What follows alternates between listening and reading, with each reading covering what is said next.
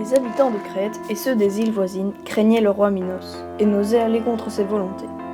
Mais un jour, ses deux frères voulurent lui voler le trône. Pour montrer à tous son très grand pouvoir, le roi Minos demanda à Neptune, le dieu des mers et des océans, de lui offrir quelque chose.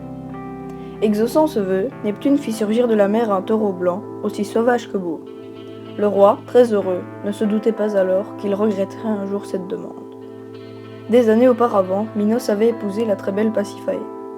Le couple avait eu plusieurs enfants. Mais un jour, nul ne sait comment, la reine Pasiphaë tomba amoureuse du superbe taureau blanc. Elle enfanta un monstre, mi-homme, mi-taureau, le Minotaure. Bien sûr, lorsqu'il apprit cette naissance, le roi entra dans une terrible colère et décida de cacher l'enfant. Pour cela, il demanda à Dédale, un architecte reconnu, de construire un palais dont les salles et les couloirs s'entrelaçaient en tous sens.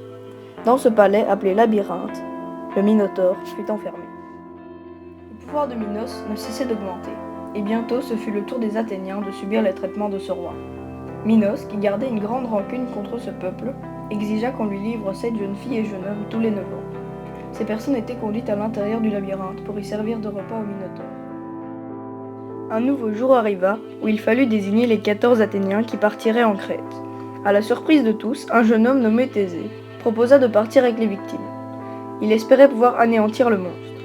Tous acclamèrent son courage et sa générosité, tous étaient assurés de son succès.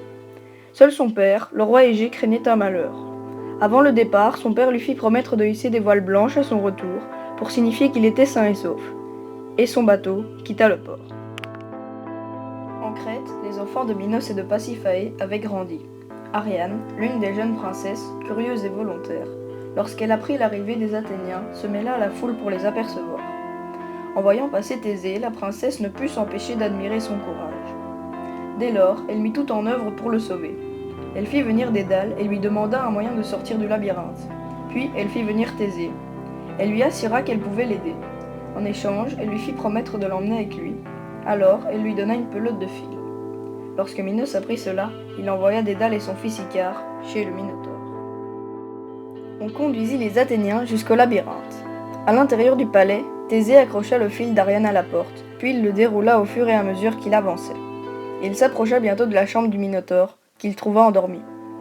Sans attendre, Thésée leva son épée, transperça le monstre de tous côtés. Une fois le combat terminé, le jeune homme reprit la pelote à l'endroit où il l'avait laissée. Il n'avait qu'à suivre le fil pour revenir sur ses pas et s'échapper du labyrinthe. Suivi des 13 autres Athéniens, il alla rejoindre la princesse et tous se précipitèrent à bord du bateau qui s'éloigna aussitôt de la Crète. Thésée et ses compagnons firent escale sur l'île de Naxos. Ariane, épuisée par ses aventures et le voyage en mer, pensait à sa famille, à ses amis, à sa patrie, à tout ce qu'elle avait abandonné pour suivre Thésée. Elle ne tarda pas à s'endormir.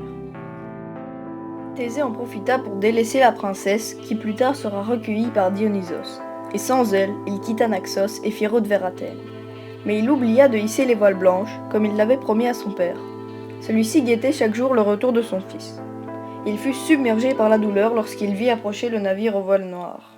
Pour lui, c'était le signe de la mort de son enfant. Du haut du rocher où il se trouvait, il se jeta dans la mer, celle qui depuis porte son nom. En apprenant la mort de son père, Thésée se souvint de sa promesse et regretta son empressement. Sa tristesse fut immense. Par la suite, il devint roi d'Athènes, un titre qu'il avait bien mérité.